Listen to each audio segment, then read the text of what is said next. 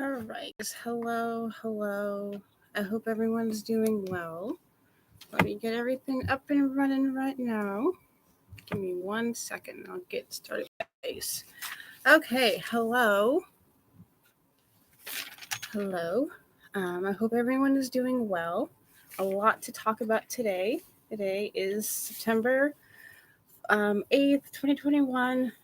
It's Wednesday. I'm pretty much going to play devil's advocate for a lot of the pro-choicers today.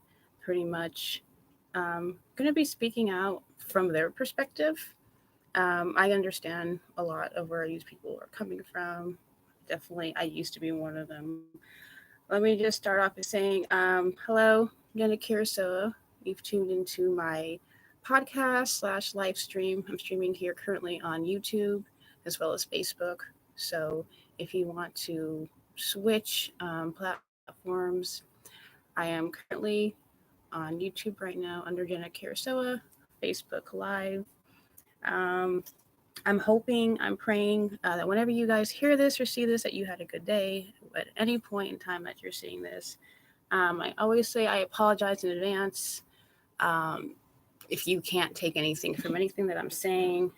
Uh, yeah, if you want to hear me, this is the best place to hear me. If you don't want to hear me, I have a blog, jennakirasoa.blogspot.com. There's my blog. I am Women Hear Me Not Roar. You can just read, just get content from there. I'll be on TikTok here soon, currently on Twitter as well, if you want to follow me there. So let me just, yesterday had a lot going on. There's always something to talk about, but let me get this going really fast. Sorry. Still trying to figure out everything, but like I was saying yesterday, we talked about a little bit of the black market thing. What else did we talk about? Yes, I talked about black market surrogacy. I talked about open adoption. I mentioned melatonin and people giving them to their children in excess. And I kind of talked a little bit about overpopulation and the myth that we are populated, the earth is overpopulated, which is not true. Um, so that's one of the arguments that the pro-choice people like to use. Like I said, I'm going to pretty much be playing devil's advocate right now. And the argument from a lot of pro-choice people, the world is overpopulated. There's too many people to take care of and to sustain. The reality is the world is not overpopulated, and we're actually heading towards depopulation. I will agree, though, with the pro-choice argument that there's a lot of children who aren't being taken care of. The resources are not getting to the right hands and the right mouths. So that's definitely a good argument that the resources are not being appropriately distributed, totally and completely disenfranchising a lot of people. Where is that fault coming from? Lots and lots of people could be blamed. I was recently presented with statistics from Texas talking about how much the children aren't doing well and how they have these high mortality rates and poor childhood outcomes. So that is something that needs to be addressed. Better distribution to the resources and getting the right medical care. But flipping back on the other side of the discussion, this is one of the reasons why some people are really adamant about the immigration process because they're not taking into account that some of these statistics and numbers are coming from people who aren't U.S. citizens. They are needing care. They are needing these resources, and these are where some of these negative stats are coming from. Um, they're not getting the best care right now, and it's a very unfortunate circumstance. This is a crisis. So the solution for the pro-choice argument is instead of having women in these circumstances, it's better to kill the children. Um, so their solution is pretty much take innocent life from someone, the child, and then putting the mother at a higher risk and disposition for infection and more more dangerous traumatic work. But definitely understand the argument, though. So another position that the pro-choicers like to stand on is women who are already mothers for other children that are single and in very, very poor circumstances. The, pressure, sometimes even with pregnancies, they can be debilitating. Some of the side effects, some will wear, some of the symptoms. There's serious hormonal conditions where, keeping food down, constant vomiting, causing dehydration, and just causing a woman not to be able to work, and taking away from the children that they have that's outside of the womb, causing problems in the household.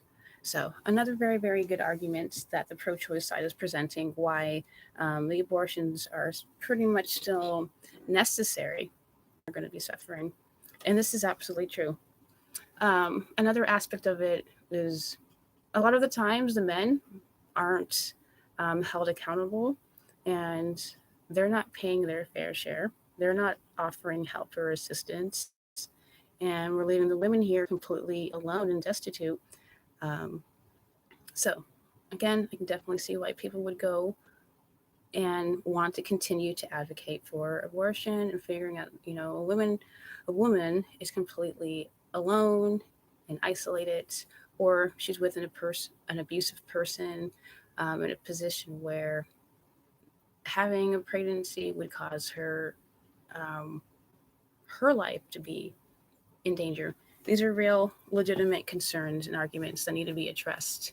So, like I said, I'm pro life, but I'm playing devil's advocate at the moment, defending some of the arguments and positions that the pro choice side is poising. One of the obvious ones is that a baby clearly would not be viable outside the mother's womb until a certain amount of time in the pregnancy. So their argument would be, instead of waiting for the baby's viability, to go ahead and terminate that pregnancy without without furthering the the process, causing more complications.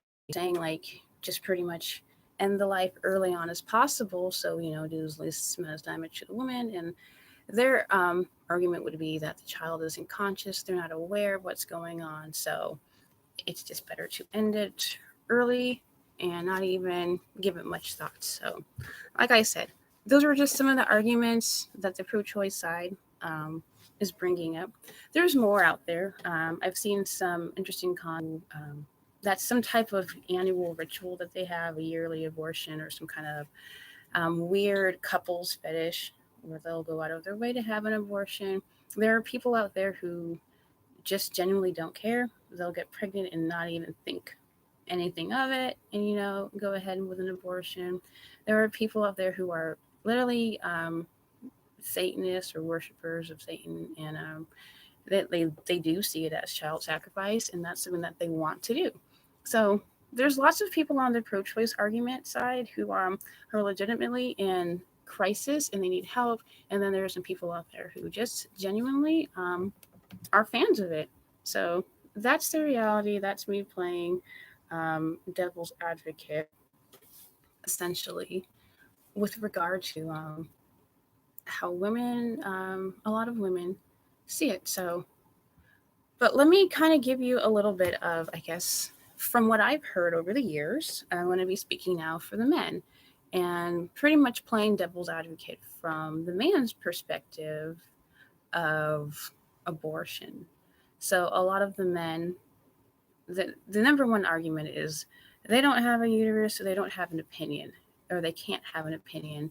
I've also heard a lot of men just flat out say, I don't want children. Children are a burden. I don't like kids. I just want to be with my woman and have sex and not have any consequences.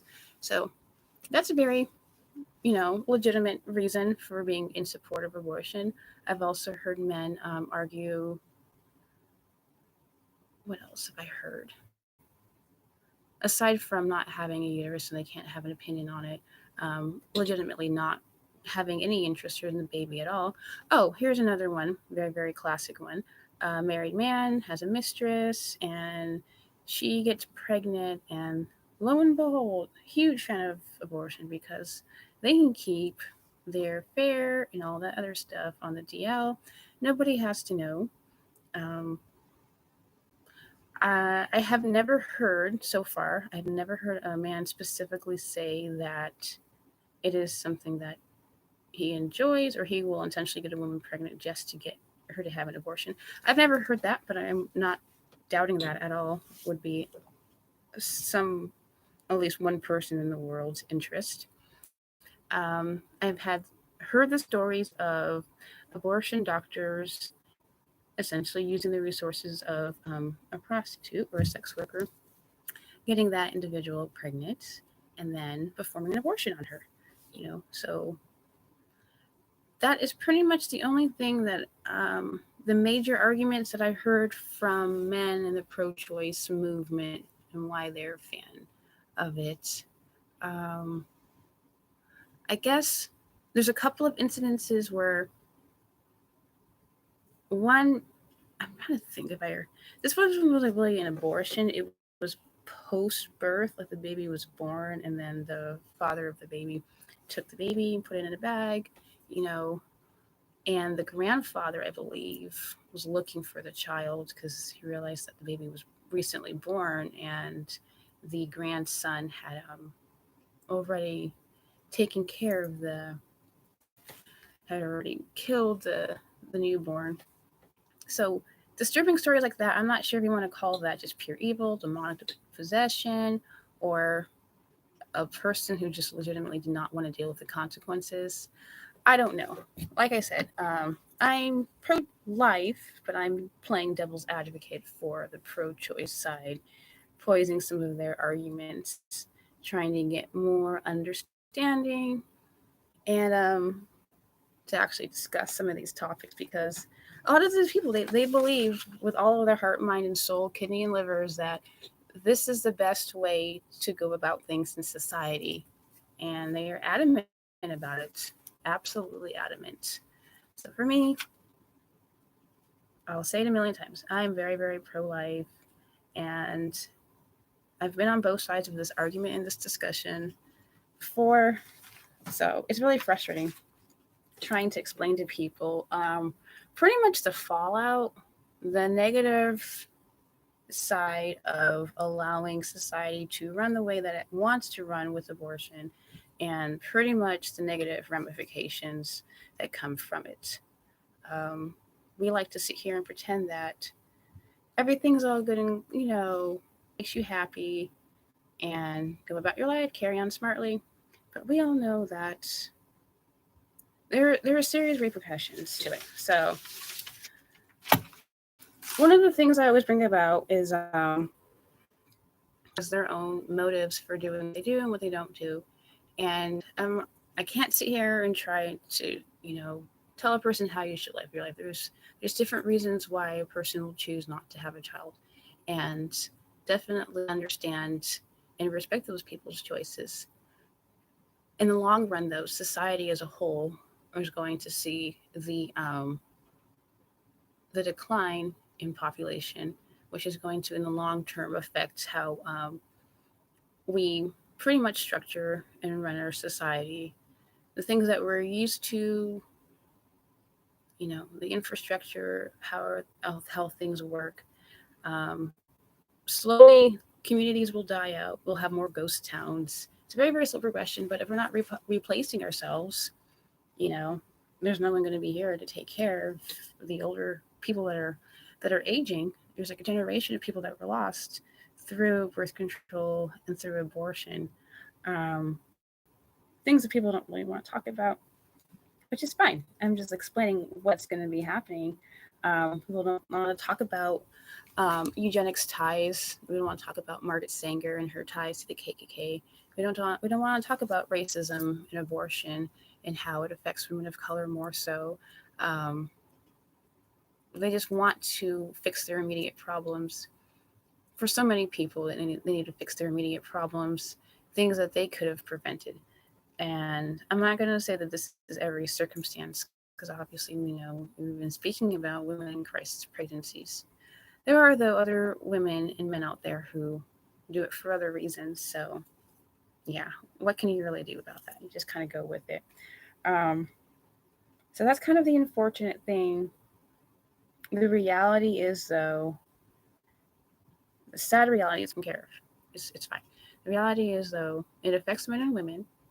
Men, at one point in time, he had a lot of pride in being a father of many, many children. Like you were considered kind of like a demigod in a way. Like, this is my clan, these are my lineage. It was a very, very, you know, a noble thing, something to be happy about and proud to have a lot of children. And society has convinced men that it's not the most important thing in the world. It's not something that needs to be protected. And one of the things that really gets to me is when it's just it seems like people are sometimes it's like one day late and a dollar short. Really gets to me when I've had family that has worked in nursing homes, and they've come across and it's hitting them that they don't have any children, they don't have any reason to stick around, they don't have any purpose to live anymore because it's just them, and they're sitting in this bed and they don't have anyone coming to see them. Um, Even before nursing homes, though, I've talked with older gentlemen who's like, my biggest regret in life is not having children. When I was younger, it was just focused on myself and what I wanted, and now I'm like, I got nothing. It's just me. Um, so it's the thing where it's like trying to tell people now what you are enjoying now, the pleasures you have now, the fun that you're having.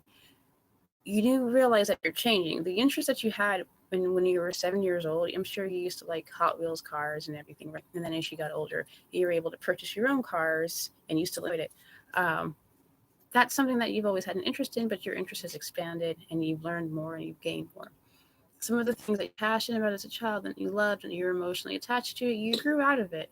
So, like you growing out of childhood things, you as a person at your adulthood age, you're still growing and you're still progressing.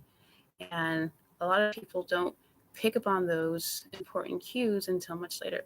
I'm actually reading a book right now. Let me pull it up for my live stream so you guys can see it. I don't know if you guys can see that okay. It's backwards as always, kind of annoying. The book is titled Do Hard Things. Alex and Brett Harris, twin boys, wrote this. It's written when they were teenagers for a teenage audience. And I got it today from the library. It's a book selection that they had for sale. And thankfully, thanks be to God, I'm like halfway through reading this book after picking it up today.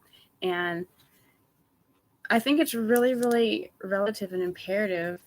And I highly encourage other people to pick it up, especially if you have teenagers and young men, um, to realize like they have completely watered down so much of a teenager's life, the expectations that they have for teenagers.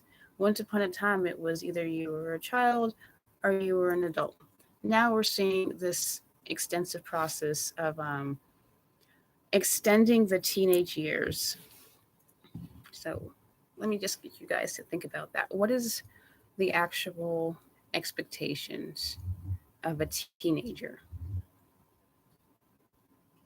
What once upon a time, like I said before, if you were a child, that's how you were treated. And then you became an adult. In different societies, that age was kind of arbitrary. There was no experimental, have fun, go do drugs, and sow your wild oats or whatever. It was there was responsibilities. They have completely the way that the media has portrayed high school experience through the film and books and TV shows and music versus what happens in the rest of the world. And back in history, there was a lot more accountability and a lot more expectation for people to behave and act a certain way. And no one's saying like you cannot have fun, you can't enjoy your life. The argument though is We have so many people who are wanting to hold on to their childhood and hang on to things as opposed to taking life seriously and sacrificing a little bit of your time now. So in the future, you can really enjoy and kick back. Um, we're not seeing that. And it's really, really unfortunate that it's um, the way that the world has trended and progressed to pretty much get into the minds of people, convincing them that the immediate right now in front of me is most important, thinking long term down the future, not at all. Not at all interested in that. So, this book is called Do Hard Things, and it's literally asking people to challenge yourself, to go the extra mile, to work a little bit more harder than you would normally work, do things that no one asked you to do, and go, over and beyond the call. There was people, they talked about the origin of George Washington, how old he was when he started doing some of his great feats. The creator of the Red Cross. There was an incident when she was a child, about 11 years old, and then essentially, long story short, ended up becoming like a nurse and taking care of people who were wounded, and then starting the Red Cross. But this is as a teenager, and today teenagers are expected to like clean their room and do some chores. I mean, we're not really challenged. And then now we have people in their 20s trying to act like they're in high school, and then people who are in their 30s trying to act like they're in their 20s still. And this is just something that is a result of society encouraging everyone, hey, do whatever you want to do whatever makes you happy, be yourself, and you'll have time. You'll have time. Unfortunately, you may not have time. I like to bring up the discussion of choice. And women like to bring up your body, your choice.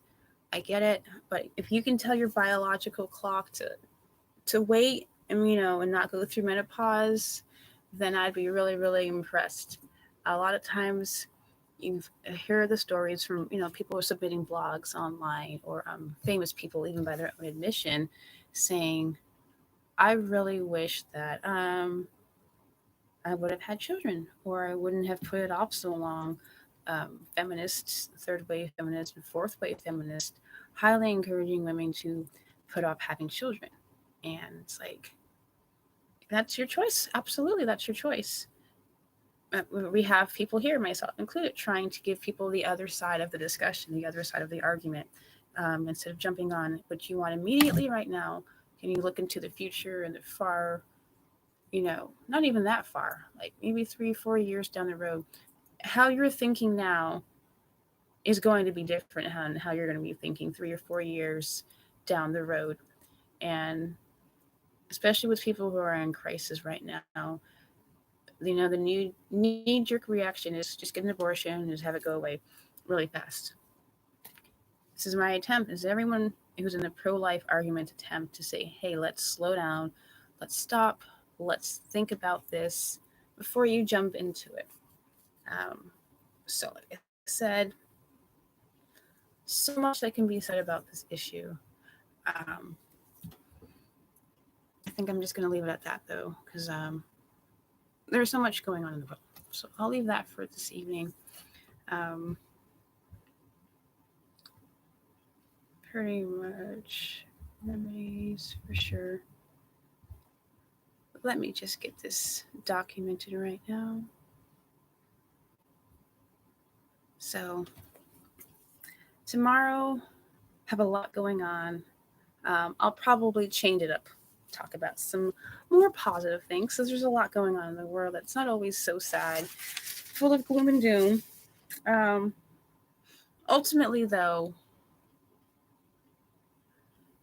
the objective is always to try and build stronger, happy families, and to give people, all sides of the argument, every story, every aspect of the story, and not just giving one-sided, biased opinions. Because I was victim to that. I've had my experiences within the abortion story, and had I known all the other arguments that I know now, would have never gone down that route. Absolutely not. So this is my chance here. I'm very, very honored to be in a position where I can talk about these heavy topics and try to encourage stronger family units, women being hurt and brutalized by this procedure because it's a psychological tear on the brain, it's trauma. Men are affected as well because it's their naturally it's their they do have a natural drive to be protectors, and it does affect them not as maybe it's not as quick and not as sudden, but it does catch up to men. And I've heard lots of stories as well from men who do regret these things. And by their own admit, some of them felt like because they weren't female, they didn't have a voice, and they just chose not to speak up. So the thing is, though, those are your biological children, man, and you are encouraged and allowed to speak up despite what the pro-choice side is saying. These are your children as well. Your DNA is still active in there, in the woman. It's still part of you. Child to be born, it takes a lot of work and courage, and it's very, very difficult on every person, um, especially the baby, because the baby didn't ask to be here. But the baby's here, and that's something that we need to take into account. One of the arguments, though, is that children are burdens, and I'm just going to leave it with this thought. Maybe time or another, probably currently, I mean, I'm sure I can point to myself. I was actually joking about making some shirts that literally says burden, like hashtag burden across the chest. Um, you were a burden at one point in time. You're going to be another burden. You're probably a burden right now. Pretty sure somewhere in scripture it says to probably in Galatians or James to carry one another's burdens. So yes, babies are an inconvenience. They're difficult. They're hard. There are lots of resources. There are people who are willing to help, trying to get the right information to the right person. So you burdens out there, keep praying. Um, I'm going to keep talking about this issue throughout the future until I die, I guess, until people stop unnecessarily killing innocent children and hurting women and hurting families, which is ultimately hurting society and hurting everyone. So, to all my burdens out there, I hope you have a good night. Let me go ahead and get off here, and I truly hope that everyone has a good night. Whenever you hear this, whenever you see this, I do hope everyone takes care. God's peace.